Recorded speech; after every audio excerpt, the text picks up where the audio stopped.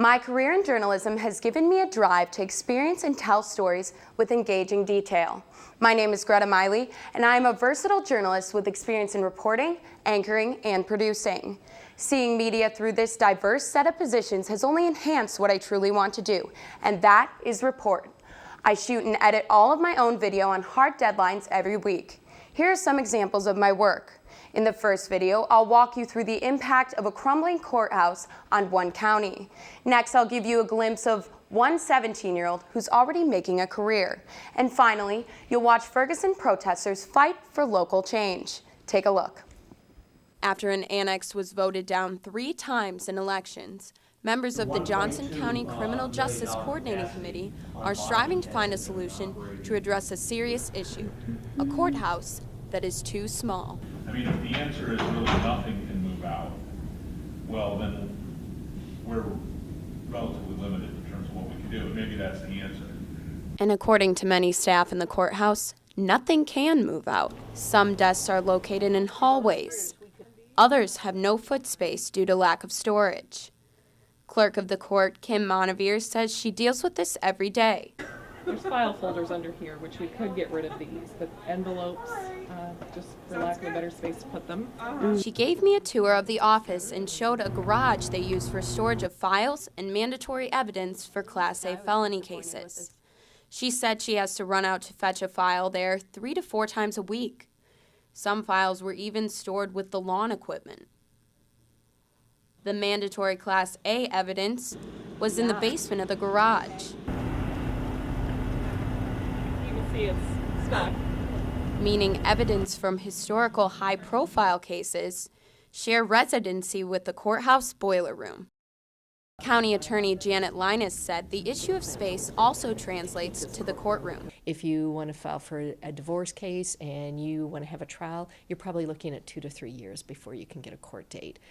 Other cases that are not high priorities, such as criminal cases where we have defendants in jail, get put off longer and longer. But she said the issue of space is still not the most pressing. People get very upset. I mean, this is a place where people come because they have disputes and emotions can run very high. And so not having a metal detector to just make sure weapons are not in the building is a big concern to a lot of people who work here. Linus also said she is frustrated with the fact that many rooms in the courthouse are not handicap accessible. This door behind me is the only handicap accessible entrance in the building, meaning that on trial days, everyone must pass through it, including sometimes inmates. Now this is an issue because, as you can also see, there are 2 bathrooms behind me, which means that it's very difficult for the courthouse to put security in this hallway. So what's the solution to all of this? It seems like we can move forward and get some options here for immediate security needs and then get ready to budget for an additional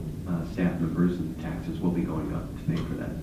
So even if voters thought taxes wouldn't go up when they voted down the annex, officials say they will due to security and staffing needs. The best they say they can expect is a mobile addition to the courthouse. Reporting from the Johnson County Courthouse, Greta Meyle, Daily Iowan TV. Many find their calling before or after college, but for Iowa City DJ Adon Nadler, this calling came at the age of 10.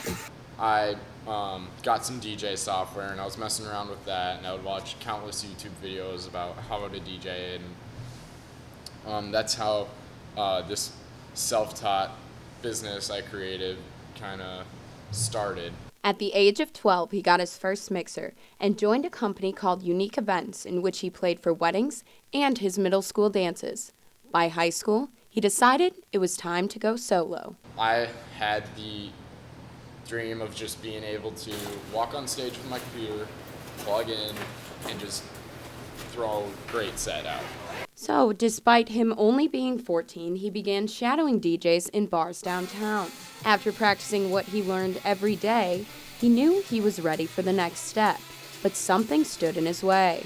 Oh, you can't play at our bar, you're too young, all that. So I looked it up, and I figured out that you don't have to tell anyone your age at an interview. This is exactly how he gained his job as the resident DJ of Eden Lounge in Iowa City last year at age 15. Now 17, he has played for crowds every weekend for almost a year and a half. I went in to see how it's done. This is your volume, and then this is called a crossfader. So if you want to only hear this side, you put it over there. If you want to hear both of them, then throw it in the middle. If you only want to hear that, put it there. But Nadler said the performance is the smallest part. He spends 40+ hours a week getting music to fit his sound, organizing that music by date and beats per minute, and producing his own music. This, he said, is not a job for just anyone. You have to be musical. I mean, yeah, it's not actually playing an instrument, but you have to know music theory and you have to know it sounds good. Expanding his company Baron Sounds with Eden owner John Burchert, Nadler says he can now play with any type of equipment. His following only continues to rise. I want the people to actually want to follow me, not just hit follow. Oh, cool, his song came up, like, I'll check it out, it came in my feed. No, I want them to check on me, you know. When are you gonna post a song? Like, I want them to be interacting with me. Still only a junior, Nadler plans to attend the University of Iowa for business and engineering when he graduates high school. Due to relationships he's made in the industry so far, he intends to play in Miami clubs next year. Reporting from Eden Lounge, Greta Meyle, Daily Iowan TV. Hands up, don't shoot! Hands up, don't shoot! Hands up! Despite freezing December temperatures, over 60 University of Iowa students and community members assembled on the Pentacrest today to unite with millions nationwide in protesting the death of Michael Brown. Their idea was that at 12:01, we want everyone to walk out of their establishments, their classes, their workplaces, and come together in solidarity with people nationwide. 12:01. This was the time that 18-year-old Michael Brown was shot and killed by Officer Darren Wilson. He laid lifeless in the street for 4.5 hours. The group honored this with a moment of silence, but shortly after, they hit the streets. Senior Reggie Ross led the protest, first down Clinton Street, then turning onto Washington Street, and eventually stopping in front of the police station.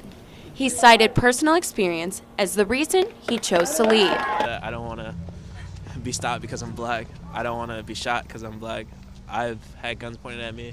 It sucks. Still, others had different reasons motivating them to protest.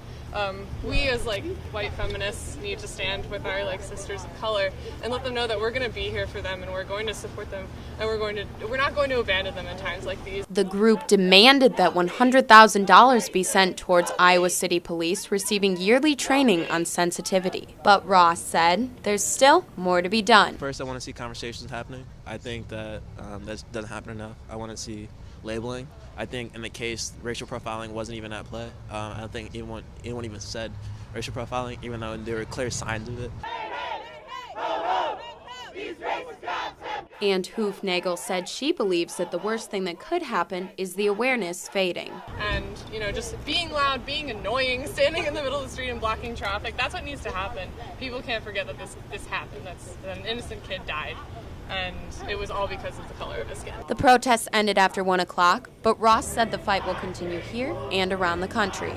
We're doing what a lot of people are doing in Ferguson, but, it's just not a war zone. Reporting from downtown Iowa City, Greta Meyle, Daily Iowan TV.